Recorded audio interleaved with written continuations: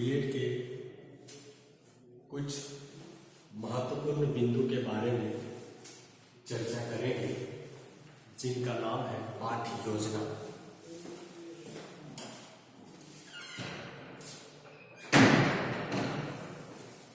पाठ्य योजना जो होती है वह एक किसी भी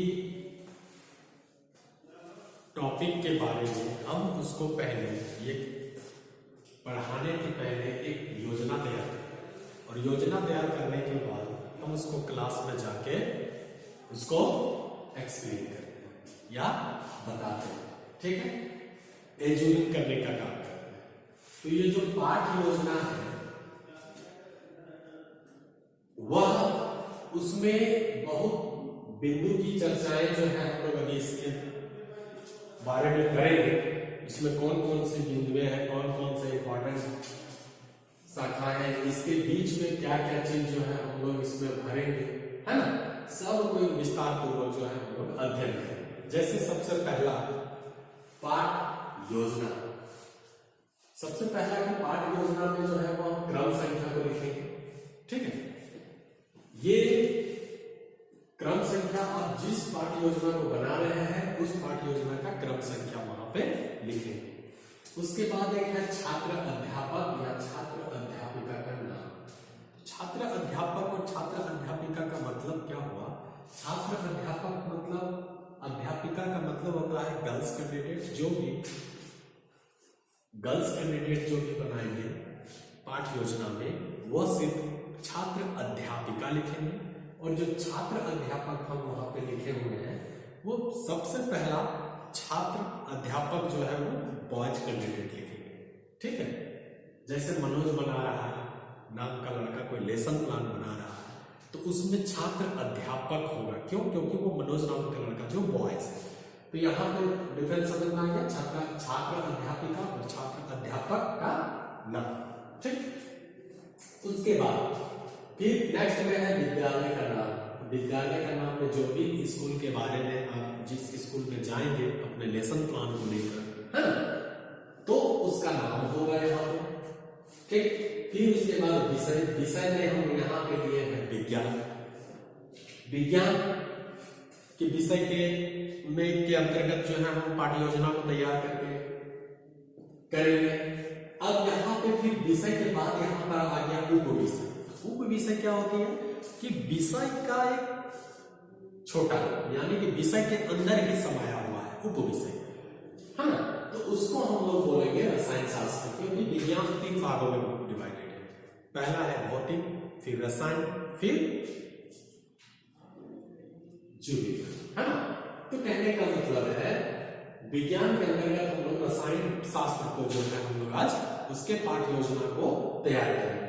फिर कलांश। कलांश मतलब जो भी पीरियड में आप जाएंगे, जो भी घंटे में आप जाएंगे उसको यहाँ पे मेंशन करेंगे। ठीक, फिर आ गया आपका वर्ग। वर्ग में कौन सी क्लास में आप लेसन प्लान बना रहे हैं, कौन सी क्लास की लेसन प्लान बना रहे हैं, 9वीं 10वीं, उसको हम मेंशन करेंगे। वो कैसे हम तय करेंगे? उसके टॉपिक के आधार पर करेंगे कि कौन से टॉपिक को आप रसायन शास्त्र में ले रहे हैं, है ना, किस टॉपिक को आप एक्सप्लेन कर रहे हैं। फिर अवधि हो जाएगा आपका कितना, 45 मिनट। फिर उसके बाद दिनांक। दिनांक में आपका आ जाएगा जिस लेसन प्लान को आप बनाने जा रहे हैं, जिस डेट पे आप वहां पे क्लास में लेके जा रहे हैं, है ना, उसका डेट हो गया। जिस टॉपिक को आप पढ़ाने के लिए जाएंगे, है ना, उसका एक लेसन यानी प्लान बना के जाएंगे जिस डेट को स्कूल में, वो डेट यहाँ पर होगा। तो इतना तक समझ गए आप। उसके बाद आ गया प्रकरण। प्रकरण का मतलब हो गया यानी टॉपिक। ठीक है, प्रकरण का ही इंग्लिश होता है टॉपिक। टॉपिक में परमाणु संरचना, कोई भी टॉपिक जो कि रसायन शास्त्र के अंतर्गत एक टॉपिक को हम सिलेक्ट किए हैं उसका नाम है परमाणु संरचना। ठीक है, अब कहने का मतलब है यानी कि एटॉमिक स्ट्रक्चर। ठीक, उसके बाद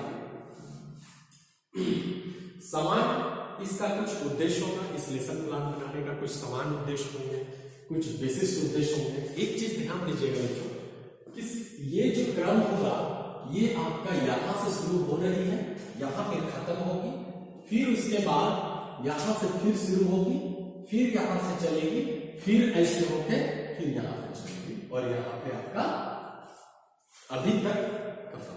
ठीक है, यानी ऐसे फिर ऐसे या ऐसे फिर ऐसे, मतलब 1 स्लाइड है, यहां पे 2 स्लाइड है और ये तीसरा स्लाइड है।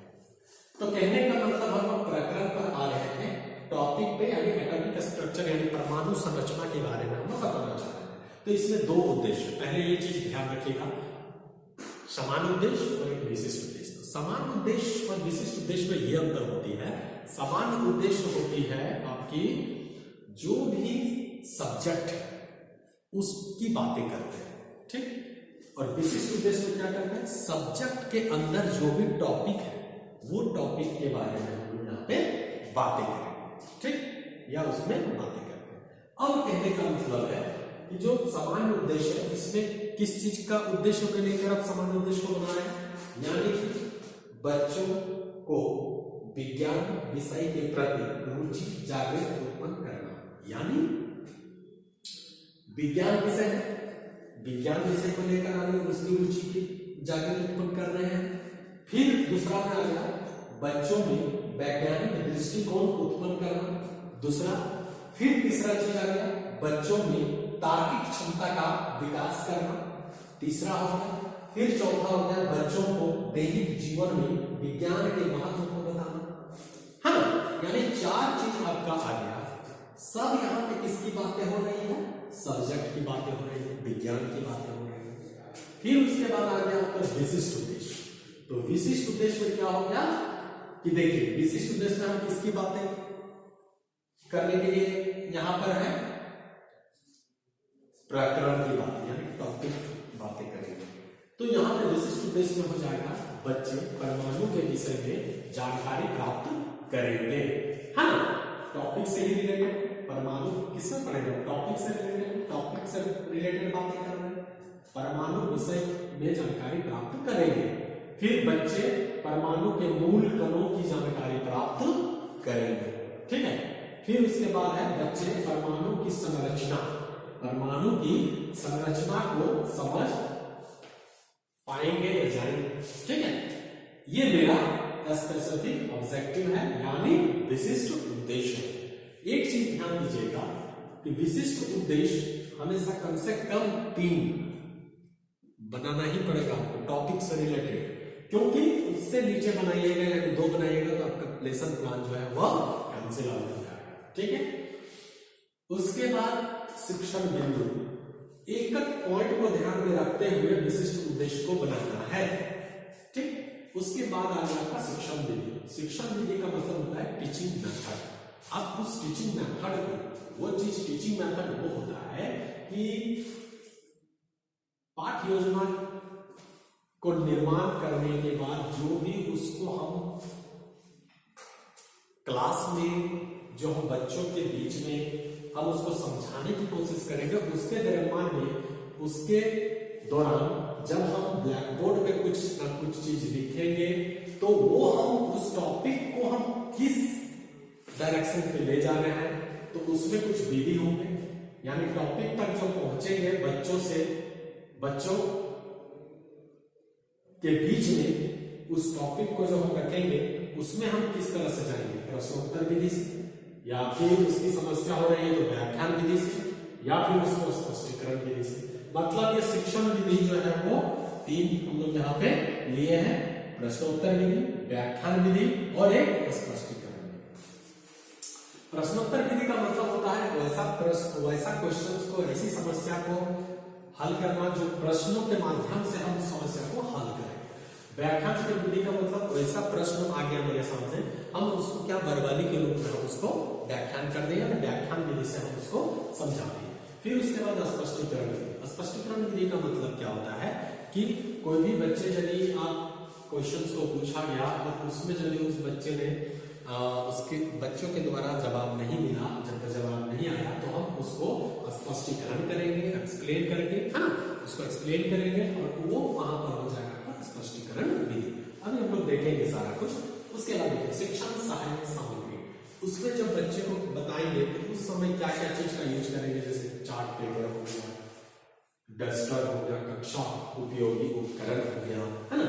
उसके बाद फिर क्या होगा, पूर्व ज्ञान के बच्चे से कुछ उस टॉपिक से रिलेटेड बेसिक चीज को कुछ हम पूछेंगे, जैसे बच्चे परमाणु तथा अणु की सामान्य जानकारी रखते हैं, इससे हमको ये एहसास हो जाएगा, है ना, कि बच्चे परमाणु तथा अणु की सामान्य जानकारी रखते हैं। अब तीसरा चीज में ये चीज आ गया प्रस्तावना, यानी हम लोग अभी तक क्या क्या चर्चा कर चुके हैं, जनरल एम्स, समान उद्देश्य यानी प्रकरण को पहले लिया, फिर उसका समान उद्देश्य को यानी जनरल एम्स को चर्चा की, फिर विशिष्ट उद्देश्य यानी स्पेसिफिक एम्स को, है ना, फिर उसके बाद टीचिंग मेथड यानी शिक्षण विधि को, फिर उसके बाद शिक्षण सहायक सामग्री को यानी शिक्षण सहायक सामग्री यानी टीचिंग एड्स के बारे में हम लोग इसमें क्या क्या लिए उस चीज के बारे में चर्चा की, फिर प्रीवियस नॉलेज तक गए उसके, है ना। फिर उसके बाद हम आगे बढ़ रहे हैं प्रस्तावना की ओर। प्रस्तावना क्या होती है, इंट्रोडक्टरी क्वेश्चन जिसको बोलते हैं ना, इंट्रोडक्शन जिसको बोलते हैं, इंट्रोडक्टरी क्वेश्चन, ये बहुत इंपॉर्टेंट है, ये चीज को समझना बहुत ही जरूरी है। पाठ योजना का निर्माण करने के समय इंट्रोडक्टरी क्वेश्चंस को ध्यान में देना बहुत ही जरूरी है बच्चों, ठीक है। तो कहने का मतलब है उसमें से दो कॉलम बनाएंगे, एक छात्र अध्यापक, एक छात्र अध्यापिका क्रिया, छात्र अध्यापक या छात्र अध्यापिका क्रिया, फिर उसके बाद छात्र क्रिया, आपको दिख रही है कि नहीं, यहाँ पे छात्र क्रिया लिखे हुए हैं, फिर उसके बाद छात्र अध्यापक या छात्र अध्यापक क्रिया, अध्यापिका क्रिया, ठीक है। यहाँ पे बच्चे को जो क्वेश्चन पूछा जा रहा है उसमें से आप मेथड को ये समझिए कि पहला जो क्वेश्चन हम पूछे, ठीक है, उस क्वेश्चन का जो जवाब दिया छात्र के द्वारा जो जवाब मिला उनको, फिर उसी जवाब से रिलेट करके फिर दूसरा क्वेश्चन को पूछना है, ये चीज ध्यान में रखिएगा। फिर जब दूसरा क्वेश्चन जब हम पूछे बच्चे को, तो फिर जो दूसरा क्वेश्चन का जवाब मिला, फिर उसको उस जवाब से हम तीसरा क्वेश्चन का निर्माण करेंगे, फिर उसके बाद तीसरा क्वेश्चन का जो जवाब आया मेरा, फिर तीसरा क्वेश्चन का आंसर जो मिला मुझे, उस आंसर से फिर चौथा क्वेश्चन का निर्माण करेंगे। जैसे यहाँ पे हम लोग पहला क्वेश्चन किए हुए हैं कि ब्लैक बोर्ड पर किससे लिखा जाता है, ठीक, तो उसमें हम क्या क्वेश्चन किए कि ब्लैक बोर्ड पर किससे लिखा जाता है, छात्र ने जवाब दिया चौक से लिखा जाता है, सही बात है। फिर उसके बाद सेकंड क्वेश्चन क्या किए कि चौक का सूक्ष्मतम कण क्या कहलाता है, सूक्ष्मतम कण, ठीक है, मतलब एक छोटा छोटा सा कण। तो देखिए यहां पर कहीं ना कहीं चौक से रिलेटेड क्वेश्चन किया गया है दूसरा नंबर पे। फिर यहाँ पर क्या कहा है, चौक का सूक्ष्मतम कण क्या कहलाता है, तो अणु कहलाता है। फिर तीसरा में क्या होगा, अणु किससे बनते हैं, परमाणु से बनते हैं। देखिए यहाँ पे अणु से फिर क्वेश्चन आया, अणु किससे बनते हैं, परमाणु से बनते हैं। फिर यहाँ पर क्या होगा, परमाणु किससे बनते हैं, चौथा क्वेश्चन का निर्माण हो गया, परमाणु किससे बनते हैं, तो फिर यहाँ पे मौन हो गए, यानी बच्चे जवाब नहीं दे पाए। जब बच्चे जवाब नहीं दे पाए तो यहाँ पे उनको समस्या हो गई, और जब समस्या हो गई, समस्यात्मक प्रश्न यानी प्रॉब्लमेटिक क्वेश्चंस का निर्माण हो गया, यानी कि वो उसके पास जवाब नहीं है। तब इस लेसन प्लान को बनाने के लिए हमको यहाँ पे उद्देश्य कथन का निर्माण करना पड़ेगा, यानी स्टेटमेंट ऑफ एम्स, ठीक है, अनाउंसमेंट ऑफ टॉपिक, कुछ भी कर सकते हैं उसको, यानी उद्देश्य कथन का निर्माण हमको करना पड़ेगा। क्या उसमें क्या लिखेंगे कि बच्चों आज हम लोग परमाणु संरचना के बारे में पढ़ेंगे, ठीक, यानी जब समस्या हो गई तो इससे रिलेटेड किसमें है, परमाणु संरचना में ही अणु है, परमाणु है, सारा कुछ की जानकारी है। तो उद्देश्य कथन में जब हम लोग जाएंगे तो उसमें हम क्या कहेंगे कि बच्चों आज हम लोग परमाणु संरचना के बारे में पढ़ेंगे, ठीक है। इसके बाद जो है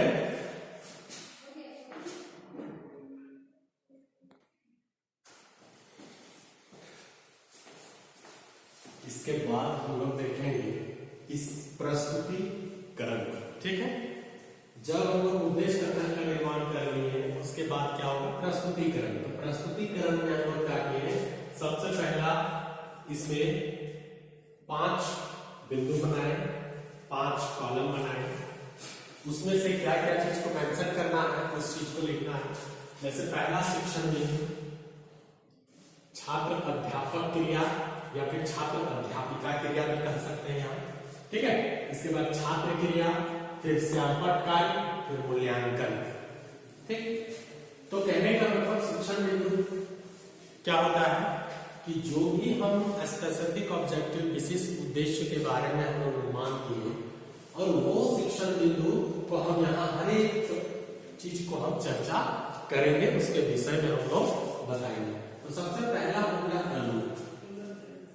तो अणु कहने का मतलब क्या है, इससे हम कुछ क्वेश्चंस पूछ रहे हैं। जैसे प्रश्न में अणु किसे कहते हैं, पहला ही बच्चा में मौन हो गया, उसका एग्जाम जो आंसर है उसका नहीं आ पाया, ठीक है।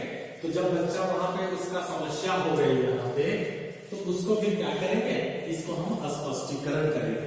यानी ये स्पष्टीकरण ये बताएगा इस क्वेश्चन का आंसर हम लोग एक्सप्लेन करेंगे। तो स्पष्टीकरण में क्या कहेंगे, अणु किसे कहते हैं। तो बच्चा जब निरुत्तर हो गया, जब उत्तर नहीं दे सका, तो इसमें क्या हो जाएगा कि अणु किसी पदार्थ का वह छोटा से छोटा कण है ना, कण है जिसमें पदार्थ के सभी गुण विद्यमान होते हैं, वह मुक्त अवस्था में रह सकता है। यानी अणु जो होता है वह छोटा सा छोटा कण है जिसमें पदार्थ के सभी गुण विद्यमान होते हैं। और दूसरी चीज कि वह जो है यानी अणु जो है वह मुक्त अवस्था में भी रह सकता है, ठीक है। जब इस चीज के बारे में हम लोग बताएं तो यहाँ पर छात्र क्या करेंगे, छात्र ध्यान पूर्वक सुनेंगे एवं लिखेंगे। ये आपका छात्र क्रिया में है। फिर यहाँ पे एक्सप्लेन करने के बाद कि अणु किसे कहते हैं, उसके बाद यहाँ पर यह 2 प्रकार के होते हैं। पहला समपरमाणु, फिर दूसरा विषम परमाणु। समपरमाणु को फिर एक्सप्लेन करेंगे। समपरमाणु ये अणु तत्वों से मिलकर बने होते हैं, ठीक है, तत्वों से मिलकर बने होते हैं। जैसे एग्जांपल के तौर पर हम समझ सकते हैं H2O2। तो H2 का मतलब क्या होगा, H2 हाइड्रोजन और ऑक्सीजन, ठीक है। ये अणु तत्वों से मिलकर बने होते हैं, समपूरक परमाणु का। और विषम परमाणु का मतलब दूसरे दूसरे अणु से मिलकर बने होते हैं, यानी विभिन्न प्रकार के अणु से मिलकर बने होते हैं। जैसे ये अणु विभिन्न प्रकार के परमाणुओं से मिलकर बने होते हैं, सॉरी विभिन्न प्रकार के परमाणुओं से मिलकर बने होते हैं, उसको हम विषम परमाणु कहते हैं। जैसे कि यहाँ पे आ गया HCl CO2 कार्बन डाइऑक्साइड और हाइड्रोजन क्लोराइड, यानी HCl। इसमें क्लोरीन भी है, हाइड्रोजन भी है, इसमें ऑक्सीजन भी है और इसमें कार्बन भी है ना। तो यहाँ पर श्यामपट्ट कार्य में हम क्या लिखेंगे, अणु एक या एक से अधिक परमाणुओं से मिलकर बनते हैं, है ना। यानी इस चीज को भी हम लोग यहाँ पे लिख सकते हैं, ठीक है। और उसके बाद इसमें जब भी हम समझेंगे कि समपरमाणु में यदि हम लोग एग्जाम्पल भी यदि देखेंगे तो इसको भी ब्लैक बोर्ड में हम लोग लिख सकते हैं, ठीक है। समपरमाणु का एग्जाम्पल जैसे हो गया आपका H2, फिर हो जाएगा आपका O2, है ना। उसके बाद यहाँ पर विषम परमाणु के भी जो है हम लोग एग्जाम्पल दे सकते हैं, आप पर इच्छा है, ठीक है। मतलब जो जो चीज आप इस चीज को समझाने के लिए जो जो चीज का हम यूज ब्लैक बोर्ड का करेंगे उसको हम लोग श्यामपट्ट कार्य में लिखेंगे। फिर इससे एक मूल्यांकन प्रश्न बन गया था, अणु किसे कहते हैं, इनके कितने प्रकार होते हैं। जब सारे चीज का हम लोग डिस्क्राइब कर लिए, एक्सप्लेन कर लिए, तो उससे एक मूल्यांकन हम करने के लिए बच्चों को हम उससे क्वेश्चंस कर देंगे इसी टॉपिक से रिलेटेड, इसी शिक्षण बिंदु से रिलेटेड, है ना, कि अणु किसे कहते हैं, उनके कितने प्रकार होते हैं, ठीक।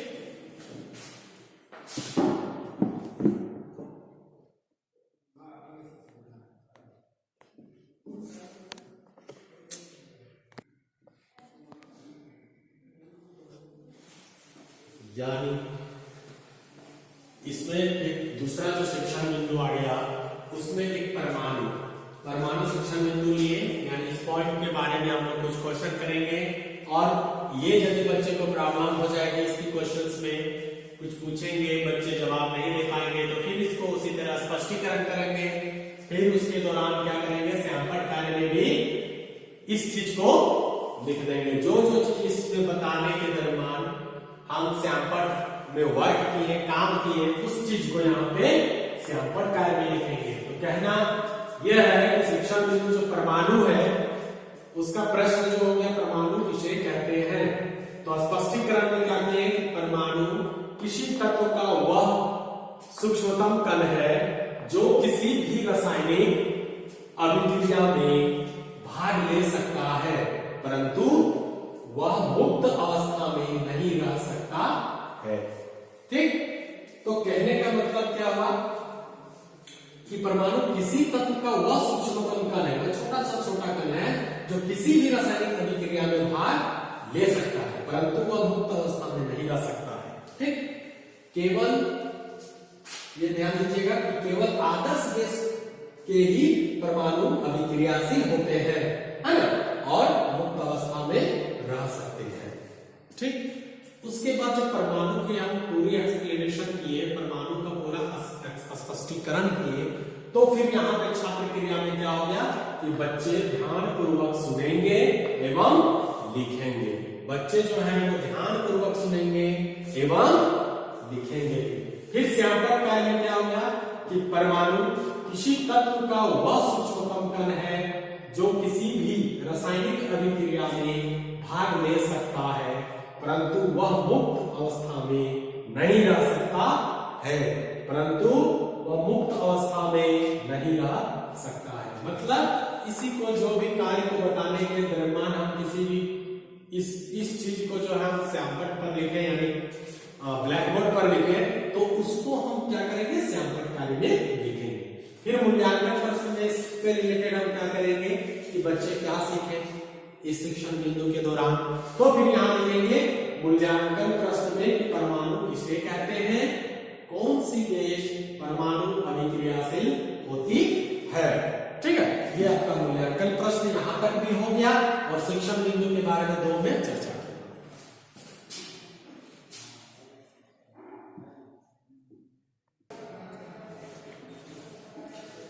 उसके बाद तीसरे में शिक्षण बिंदु में हम लोग क्या करेंगे, परमाणु की संरचना, है ना, इसके बारे में हम लोग जानेंगे। तो इसमें पहला छात्र अध्यापक क्रिया में जो प्रश्न आया वो परमाणु के कौन कौन से मूल कण है। ठीक है, तो बच्चे यहाँ पे क्या हो गए, मौन हो गए, है ना, बच्चे यहाँ क्या हो गए, मौन हो गए। अब यहाँ पे जो स्पष्टीकरण हम करेंगे वो आ जाएगा कि 20वीं सदी के पूर्व तक माना जाता था कि परमाणु अविभाज्य है, मतलब वो टूटता नहीं। ठीक है, अविभाज्य है, वो भाज्य नहीं है। परंतु जे थॉमसन, रदरफोर्ड और चैडविक आदि ने सिद्ध कर दिया कि परमाणु को विभाजित किया जा सकता है। ठीक है, जे थॉमसन, रदरफोर्ड और जेम्स चैडविक ने यह सिद्ध कर दिया कि परमाणु को हम विभाजित कर सकते हैं, तोड़ सकते हैं। परमाणु में इलेक्ट्रॉन, प्रोटॉन और न्यूट्रॉन अस्थायी कण होते हैं तथा पॉजिट्रिनो, न्यूट्रिनो तथा एंटी न्यूट्रिनो, है ना, और मेजान एवं मेजान आदि जो होते हैं वो अस्थायी कण होते हैं। तो ये चीज के बारे में हम लोग समझे। ठीक है, अब इसके बाद यहाँ पे क्या हो गया, इसमें भी बच्चे क्या हो गया, ध्यान पूर्वक सुनेंगे एवं लिखेंगे। फिर सैंपल कार्य में क्या हो जाएगा कि मुख्य रूप से परमाणु के 3 मूल कण हैं। पहला क्या क्या है, मूल कण जो हम समझाने की कोशिश किए, इलेक्ट्रॉन, प्रोटॉन, न्यूट्रॉन। ठीक है, जैसे इलेक्ट्रॉन, प्रोटॉन और न्यूट्रॉन। तो इसको याद करने की जो तरीका है कि कौन किसने खोजा, ये चीज के बारे में जब हम जानेंगे तो एक ट्रिक के माध्यम से हम आपको ये बताना चाहते हैं कि ईट पर नाच, ईट फॉर इलेक्ट्रॉन, तो से जे थॉमसन याद रखना है। पर नाच, पर से प्रोटॉन और र से रदरफोर्ड, फिर नाच, न से न्यूट्रॉन, च से जेम्स चैडविक। ओके, तो इस चीज के बारे में हम लोग यहाँ पे सैंपल कार्य में इतना चीज को लिखें। फिर इससे मूल्यांकन प्रश्न यदि बनाएंगे तो इसमें बनाएंगे कि परमाणु के मूल कणों की व्याख्या करें, है ना, यानी मूल कण के बारे में जो है उसके बारे में वो बच्चे जान गए, उसका स्पष्टीकरण कर दिया गया, है ना। तो यहाँ पे इसका मूल्यांकन प्रश्न आपका ये हो गया।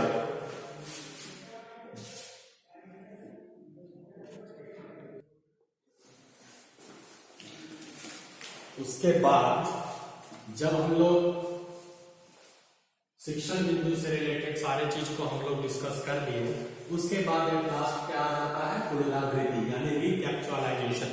ठीक है, जब रिकैप्चुअलाइजेशन की बातें आती है तो जितने भी हम उस टॉपिक से रिलेटेड कुछ भी बातें बोले, कुछ भी एक्सप्लेन किए, उसको हम पुनः एक बार फिर से दोहराने का काम करेंगे, यानी अणु, परमाणु एवं परमाणु के मुख्य भेदों को तथा विषम परमाणु एवं सम परमाणु के बारे में पुनः एक सारांश रूपी चर्चा कर लेंगे, मतलब पुनः एक बार दोहराएंगे, है ना, उस चीज के बारे में कि क्या इसमें डाउट हो गई, क्या और अच्छे से बताना है, क्या है ना, उसको एक रिकैप्चुलाइजेशन के माध्यम से यानी पुनरावृत्ति के माध्यम से उसको फिर से यानी दोहरा लेंगे। ठीक, एट लास्ट हम उसको गृह कार्य के रूप में जो है बच्चों को दे देंगे लास्ट में, क्या कि अणु, परमाणु, जो भी टॉपिक के बारे में हम पढ़ाएं, किसी टॉपिक के बारे में जो चर्चा की उसमें क्या हुआ, अणु, परमाणु को परिभाषित करें तथा इसके मूल कणों को लिखें। ठीक है, इसके बाद इलेक्ट्रॉन, प्रोटॉन एवं न्यूट्रॉन की खोजकर्ता को लिखें, है ना। मतलब इतने सारे चीजों को जो है हम लोग क्या किए हैं, लेसन प्लान के अंतर्गत यानी पाठ्य योजना के अंतर्गत हम लोग डिस्कस कर चुके हैं, है ना। तो फिर उसके बाद लास्ट में क्या करेंगे, पर्यवेक्षक का हस्ताक्षर रहेगा। यहाँ पर पर्यवेक्षक का मतलब जो भी आपके गैर रूपी पर्यवेक्षक रहेंगे उनका हस्ताक्षर रहेगा। फिर छात्र, अध्यापक या अध्यापिका का हस्ताक्षर रहेगा, मतलब आप लोग का टीचर जो आप लोग का हस्ताक्षर यहाँ पे रहेगा, है ना। फिर उसके बाद प्रधानाध्यापक का हस्ताक्षर रहेगा, जिस स्कूल पे आप गए हैं उनके जो प्रधानाध्यापक है उनका हस्ताक्षर रहेगा। ठीक, तो ये आपका था लेसन प्लान, जो आज रसायन शास्त्र के विषय के बारे में हम लोग, और उसके अंतर्गत एक टॉपिक था परमाणु संरचना, जिसके बारे में हम लोग विस्तृत से जानकारी लिए और एक पाठ्य योजना को तैयार किए। हम ये समझ पाएंगे कि आप लोग बहुत अच्छे तरह से इसको जो है एक एक चीज को ध्यान पूर्वक देखे होंगे और इससे आपको बहुत ही जो है जानकारी आसानी हो गई होगी और बहुत कुछ जो है इस लेसन प्लान के बारे में आप लोग सीख गए होंगे। इसी तरह वीडियो जो है फिर से मैं देते आता रहूंगा। ठीक है, तब तक के लिए नमस्कार, धन्यवाद।